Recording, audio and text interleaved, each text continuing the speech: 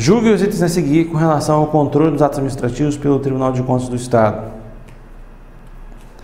O TCE somente pode agir mediante provocação do Ministério Público ou das demais autoridades financeiras e orçamentárias previstas na Constituição Estadual. Errado, né?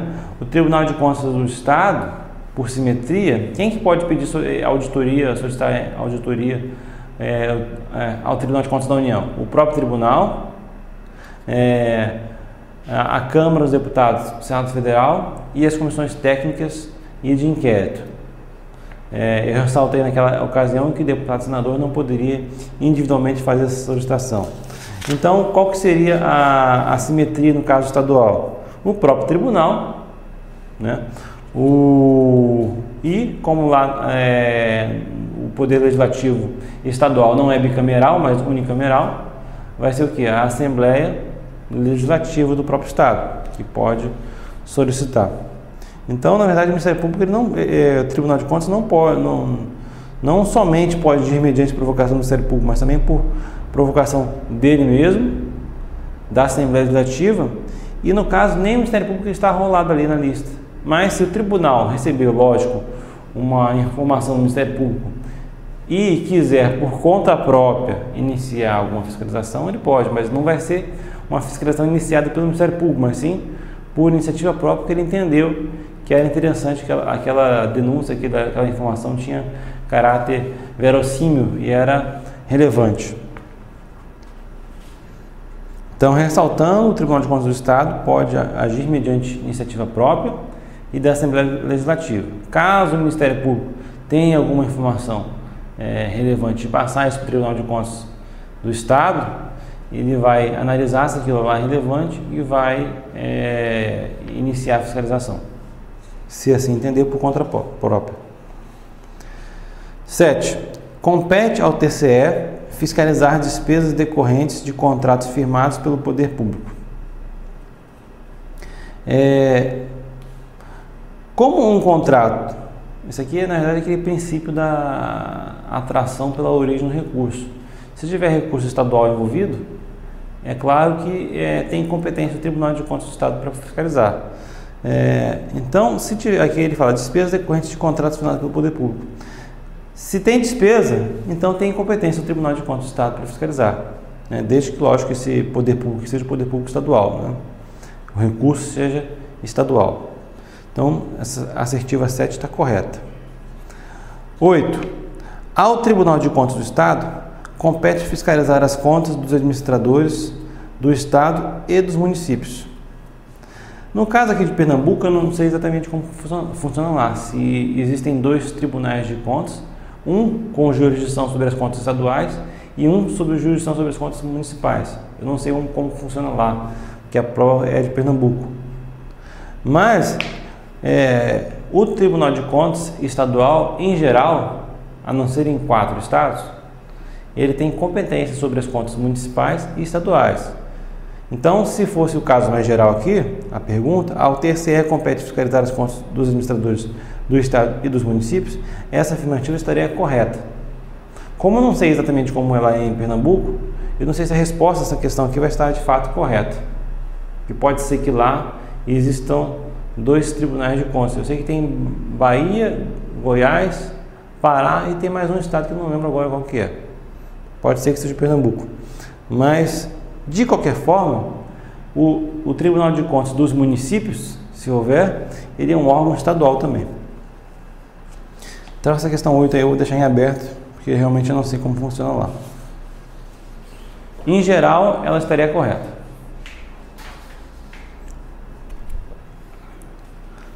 9. Sujeitam-se à jurisdição do TCE os responsáveis por entidades dotadas de personalidade jurídica de direito privado que recebam contribuições parafiscais e prestem serviço de interesse público ou social. Na verdade, mais uma vez, aqui é o que? A atração pela origem do recurso. Se uma entidade qualquer receber recursos privados para consecução de qualquer objetivo, ela acaba entrando na esfera de jurisdição do tribunal. Por quê? Porque está gerindo recursos do poder público, é o artigo 71, inciso 2. Então, mas o que seria especificamente essas contribuições parafiscais? Algumas entidades, por exemplo, as entidades do sistema S, que a gente chama de Serviço Social da Indústria, Serviço Social do Comércio, Serviço Social Serviço Nacional da Aprendizagem Rural, o Senar. Algumas dessas entidades do sistema S, elas são chamadas de entidades paraestatais, ou seja, elas não integram a administração pública, mas recebem recursos públicos para a execução dos seus objetivos. Como é que esses recursos públicos são repassados? No caso do SESC, por exemplo, Serviço Social do Comércio, né?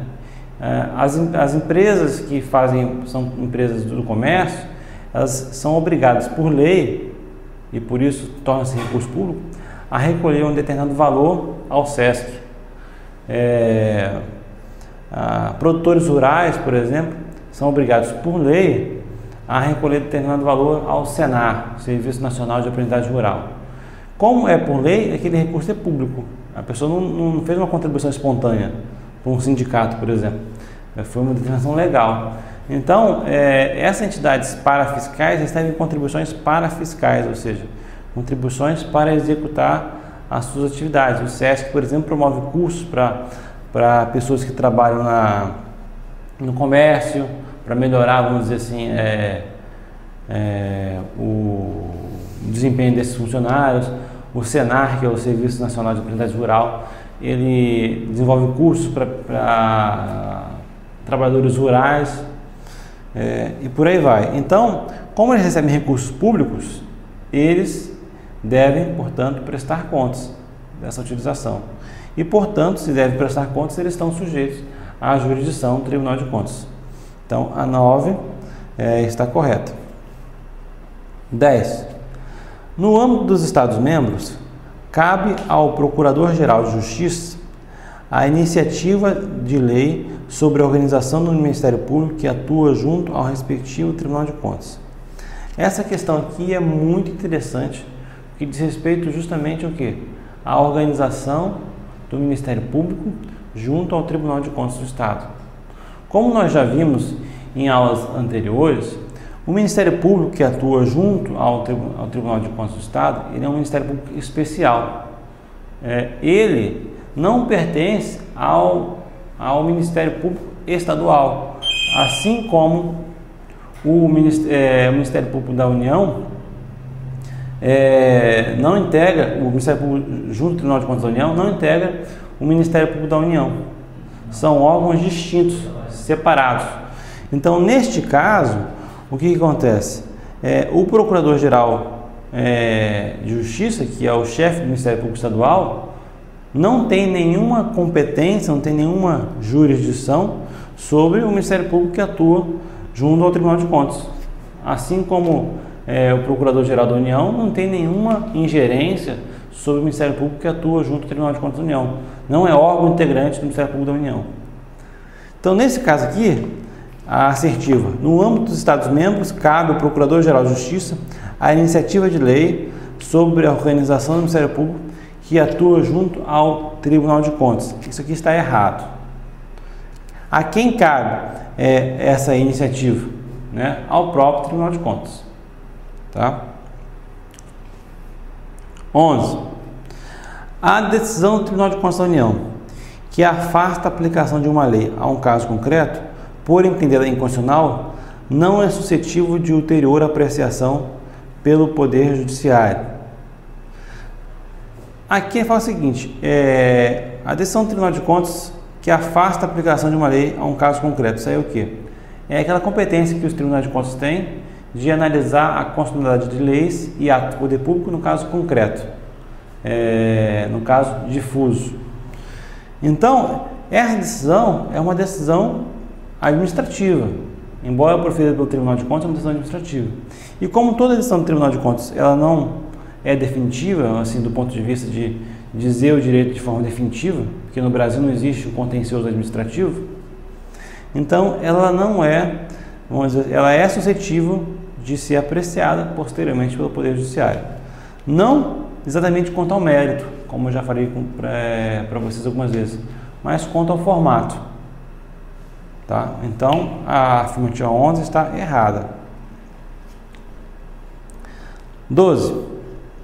Acerca da fiscalização realizada pelo TCE nos termos da Constituição Estadual, é correto afirmar que pode haver tomada de contas de pessoa que não seja agente público e que nem todos os atos de admissão de pessoal precisam ser analisados para fins de registro. Então, são duas assertivas. Ele fala a primeira coisa, acerca da fiscalização realizada pelo TCE nos termos da Constituição Estadual. É correto afirmar que, primeira assertiva, pode haver tomada de contas de pessoa que não seja agente público. Isso é verdade? Se o agente, se ele não for agente público, mas se ele causar um ato que cause prejuízo ao erário, ele vai o quê? Vai responder perante o Tribunal de Contas do Estado. É o caso de tomada de contas especial. E a segunda parte, e que nem todos os atos de admissão de pessoal precisam ser analisados para fins de registro. Correto. Os atos de admissão de pessoal, tem um caso lá que não precisa de registro. Qual é? As nomeações para exercício de cargo e comissão. Nesse caso, não precisa de registro. Então, as duas assertivas estão corretas. Então, a 12, como um todo, está correta. Próxima questão é do concurso Auditor TSDF 2002. Questão 13. O TSDF, que é o Tribunal de Contas do Distrito Federal, equivalente ao Tribunal de Contas do Estado, mediante parecer prévio, julgará as contas do governador do DF como sendo regulares, regulares com ressalvas ou irregulares, competindo por sua vez a CLDF o julgamento das contas do TSDF. A primeira parte, você já vê que está errado, né? O TSDF, mediante parecer prévio, julgará as contas. O TSDF não julga, assim como nenhum Tribunal de Contas do Estado, assim como o TCU também não julga as contas do Presidente da República, nenhum Tribunal de Contas do Estado, nenhum Distrito Federal pode julgar as contas do governador. Quem julga as contas é a respectiva Poder Legislativo Estadual. Então, nesse caso aqui, no caso do TSDF, quem julga as contas do governador do DF é a Câmara Legislativa do DF. E não o Tribunal de Contas. Então, essa primeira parte que está errada, o que já torna a questão como toda errada. Mas a segunda parte é interessante a gente fazer uma análise. Competindo, por sua vez, a CLDF o julgamento das contas do TSDF. Em alguns estados, houve discussão sobre a possibilidade do julgamento das contas do Tribunal de Contas pelo Poder Legislativo local. No caso do Distrito Federal, eu não sei como funciona. Se existe na Constituição do Distrito Federal alguma coisa que permita a CLDF, a Câmara Legislativa, o Poder Legislativo local, a julgar as contas do Tribunal de Contas do DF. Mas em alguns estados existe essa possibilidade da Assembleia Legislativa julgar as contas do respectivo Tribunal de Contas. Em alguns estados houve, vamos dizer assim, o chamamento do Supremo Tribunal Federal para verificar se o Poder Legislativo poderia, vamos dizer, julgar as contas do respectivo Tribunal de Contas. Alguns entendiam que isso aí seria inconstitucional, não seria competência da Assembleia Legislativa julgar as contas do Tribunal de Contas respectivo. Mas o Supremo entendeu que caberia, sim, em alguns casos não, caberia, se previsto na Constituição Estadual, isso aí não seria inconstitucional. A regra geral é que cabe ao próprio Tribunal de Contas julgar as contas dos seus administradores, como administradores mesmo. E cabe, no caso federal, a uma comissão mista julgar as contas do tribunal como tribunal, não como parte administrativa. Está lá na Constituição em algum canto. Então, alguns entendiam que não poderia a Assembleia Legislativa do Estado fazer o julgamento das contas do próprio Tribunal de Contas, mas o Supremo disse que isso é possível, se previsto na Constituição estadual. Então, a 3 está errada, mas a segunda parte ali, eu não sei como é o caso do Distrito Federal, estaria correto se previsto na Constituição.